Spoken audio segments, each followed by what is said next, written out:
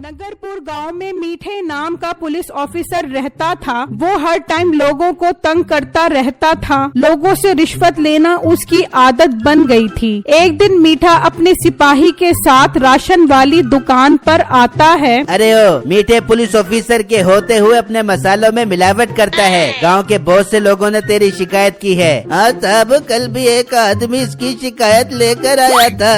नहीं पुलिस साहब, मैंने कभी अपनी जिंदगी में बेईमानी नहीं की।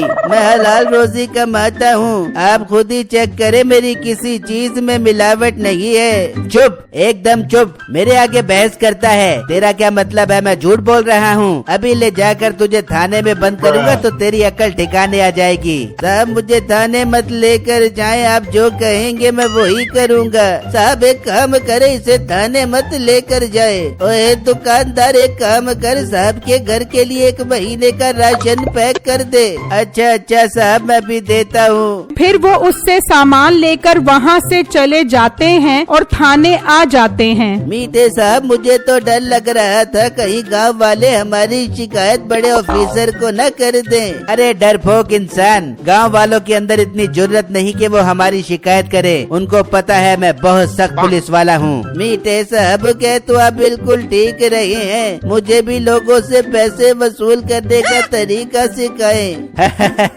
अभी तू नया पुलिस में भर्ती हुआ है, मेरे साथ रहेगा तो सब सीख जाएगा। चले काम कर, किसी होटल पर चलते हैं, बहुत भूख लग रही है। उसी गांव में एक बुजुर्ग अपने बेटे के साथ समोसे पकोड़ों की दुकान चलाता था। मीठा और सिपाही उसकी दुकान पर आते हैं। ओ बुजुर्गो, एक काम करो, हमारे लिए 2 प्लेट समोसों की लगा दो।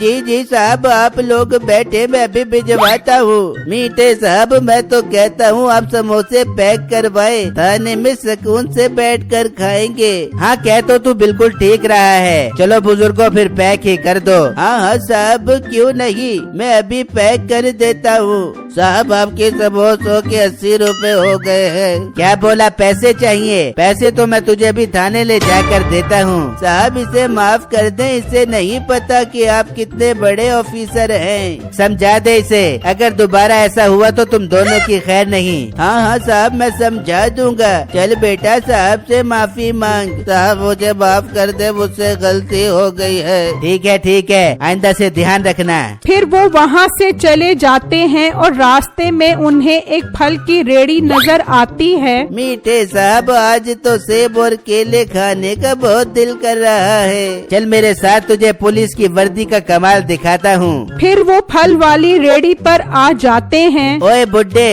तू क्या यहाँ फल की रेड़ी लगा कर खड़ा है? तुझे पता भी है ये कानून के एकदम खिलाफ है। बेटा मैं बहुत गरीब इंसान हूँ, यहाँ रेड़ी लगा कर 4 पैसे कमा लेता हूँ। मेहरबानी करो साहब, मुझे यहाँ रेड़ी लगाने दो।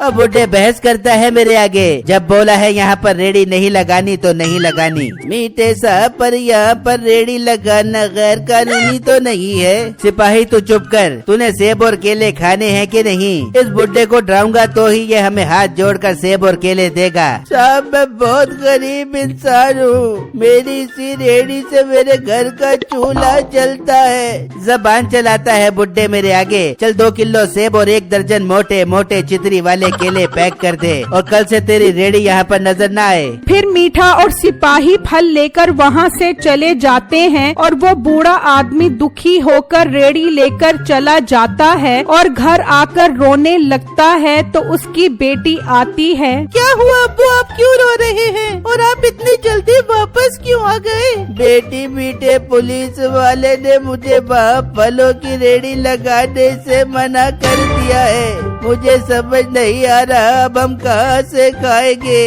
अब्बू आप परेशान मत हो, अल्लाह हमारी मदद करेगा। उसी ने हमसे रोजी का वादा किया है, वो हमें भूखा नहीं रखेगा। उसी गांव में बिट्टू नाम का लड़का अपनी बीवी के साथ रहता था। बेगम मैं रिक्शा लेकर काम पर जा रहा हूँ, आपने कुछ मंगवाना है तो बता दो, मैं शाम में वापसी पर लेता आऊँगा। बिट्टू फिर आप एक काम करें, वापसी पर चाय की पत्ती लेकर आना। सुबह नाश्ते में चाय चाय न हो तो नाश्ते का मजा नहीं आता। ठीक है बेगम, मैं आते हुए लेटा आऊँगा। फिर बिट्टू रक्षा लेकर घर से निकलता है, जबकि मीठा एक जगह नाका लगाकर खड़ा होता है तो बिट्टू वहाँ से गुजर रहा होता है तो वो उसे रोक लेता है। बड़ी स्पीड में जा रहा था मोटे, तेज रिक्शा चलाने के जुर्म में तेरा चालान कटेगा। पर साहब मैं तो रिक्शा आहिस्ता चला रहा था, वैसे भी मुझे रिक्शा तेज चलाने से डर लगता है। मोटे पेट वाले गेंडे, मुझसे बहस करेगा? ला 500 रुपए दे। पर 500 क्यों दूं साहब, मैंने तेज स्पीड में रिक्शा नहीं चलाया।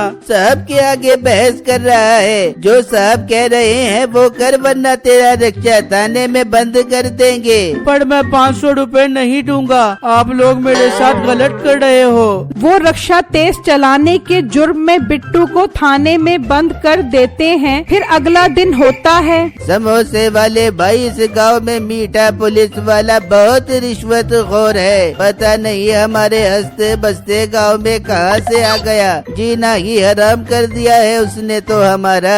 हाँ भाई, आप बिल्कुल ठीक बोल रहे हैं, हमारा भी रोजी कमाना उसने हराम कर दिया है। दूसरी तरफ बिट्टू की बीवी परेशान होकर थाने आ जाती है तो देखकर हैरान रह जाती है कि बिट्टू जेल में बंद होता है। साहब, ये आपने मेरे शोहर को क्यों बंद किया हुआ है? तेरा शोहर तेज स्पीड में रिक्शा चला रहा था, इस जुर्म में बंद है। नहीं नहीं बेगम, मैंने रिक्शा तेज नहीं चलाया था। चुप कर मोटे, एक तो जुर्म करता है ऊपर से बहस करता है, अब तू सारी जिंदगी जेल में सड़ेगा। नहीं नहीं साहब, ऐसा मत कहें, मेरे शोहर को माफ कर दे। मेरे साहब बहुत सख्त ऑफिसर हैं, इतनी आसानी से तेरे शोहर को माफ नहीं करेंगे।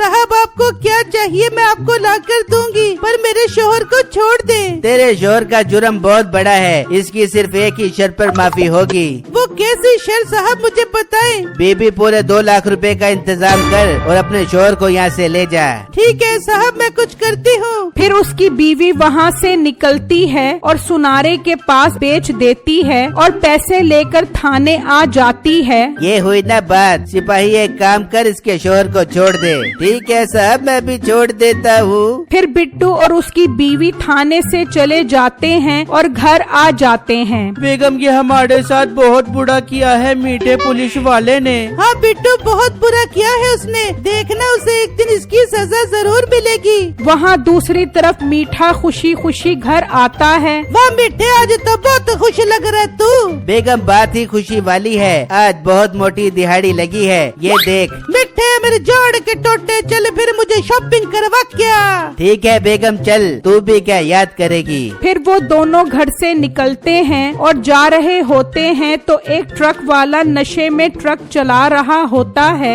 आज वो सब बड़ा भाई बारह यार, पी कर ट्रक चलाने का बड़ा ही स्वाद है यार।